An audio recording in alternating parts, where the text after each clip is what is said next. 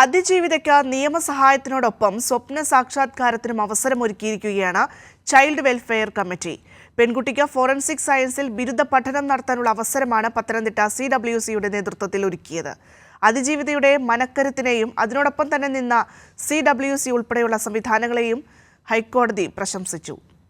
നിറകണ്ണുകളോടെ മാത്രമേ പെൺകുട്ടിയുടെ മൊഴി വായിക്കുവാൻ കഴിയൂവെന്നാണ് ഹൈക്കോടതി ജഡ്ജി അതിജീവിതയുടെ മൊഴിയെപ്പറ്റി പറഞ്ഞത്. അതിക്രൂരമായ ലൈംഗിക പീഡനമാണ് കുട്ടി നേരിട്ടത്. CWC പെൺകുട്ടിക്ക് നിയമസഹായം ഉറപ്പാക്കി, മാനസിക പിന്തുണയും നൽകി. പഠിക്കാനുള്ള അതിജീവിതയുടെ അതിയായ ആഗ്രഹത്തിനും ചൈൽഡ് വെൽഫെയർ കമ്മിറ്റിയുടെ പൂർണ്ണ പിന്തുണ. കോളേജിൽ അടയ്ക്കേണ്ട ഫീസും സർക്കാരിൽ നിന്ന് തന്നെ CWC ഉറപ്പുവരുത്തി. ഈ കേസിൻ്റെ ഒരു പ്രത്യേക സ്വഭാവമുണ്ട്, നമുക്ക് വെളിപ്പെടുത്താൻ കഴിയില്ല. അപ്പോൾ അത് വെച്ചാണ് കോടതി അത് പ്രത്യേകം പരിഗണിച്ചതും കുട്ടിയുടെ ഇത്തരത്തിലുള്ള തീക്ഷ്ണമായ ആഗ്രഹത്തെ സംബന്ധിച്ചും അത് നടത്തി കൊടുക്കാൻ അതിനോട് ചേർന്ന് നിൽക്കുന്ന സംവിധാനങ്ങൾ കാണിച്ചതിനെ പറ്റിയൊക്കെ കോടതി പ്രത്യേകം പരാമർശിച്ചിട്ടുണ്ട്. CWC നടത്തിയ കൗൺസിലിംഗിലൂടെയാണ് പീഡന വിവരം പുറത്തു വന്നത്. അതിൻ്റെ രക്ഷകർത്താക്കൾ കൂടില്ല എന്നുള്ളതായിരുന്നു എൻ്റെ ഒരു പ്രശ്നം.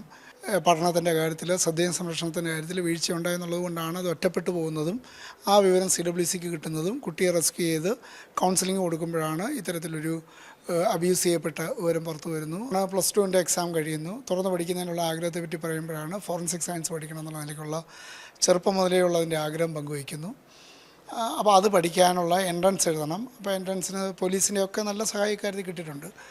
അതിനുള്ള അപേക്ഷ കൊടുക്കൽ, എൻട്രൻസ് കുട്ടി പാസ്സാകുന്നു. അത് ആഗ്രഹിച്ച കോഴ്സ് പഠിക്കാൻ കഴിയുന്നു എന്നുള്ളതാണ് എൻ്റെ ഒരു പ്രത്യേകത. അതിജീവിതയ്ക്ക് എല്ലാ അർത്ഥത്തിലും പൂർണ്ണ പിന്തുണയാണ് CWC നൽകുന്നത്. കേരള ന്യൂസ്, പത്തനംതിട്ട.